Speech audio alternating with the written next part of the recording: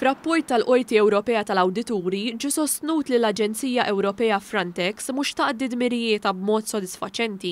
L-Aġenzija Frontex hija responsabbli mill-fruntieri tal-membri stati u dawk membri fiż-żona Schengen. Jitfit mal-awtoritajiet tal-pajjiż, l-Aġenzija taħdem fuq numru ta' sfidi li ħabtu wiċċhom magħhom il-fruntieri bħal traffikar, l-immigrazzjoni, it-terrorizmu u attivitajiet illegali.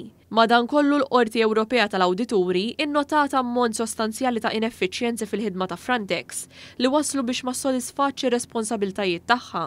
Dan minkejja fondi allokati li jlaħqu kważi 9 biljun euro, ħafna iktar mill-ammont li kellha fl-2004. F'konferenza online il-membru tal-Qorti Ewropea tal-Awdituri responsabbli minn dan ir-rapport, Leo Brincat, innota l-ineffiċjenza ta' Frontex li qed issir fi żmien delikat meta l-istess aġenzija qed tkun affdata b'aktar responsabiltajiet. Huwa spjega kif ir-rapport sab li l-Aġenzija ma kienitx qed toffri s-sapport meħtieġ lil pajjiżi membri u mhux tagħmel rapporti interni tal-ħidma tagħha u l-infiq fl-operazzjonijiet. Ir-rapport ħejja set ta' rakkomandazzjonijiet lil Frontex biex ittejjeb ħidmietha fost l-oħrajn billi jkollha aktar riżorsi għad-dispożizzjoni tagħha u tiżviluppa l-mod ta' kif taħdem b'tali mod li tkun ta' sapport għall-istati membri.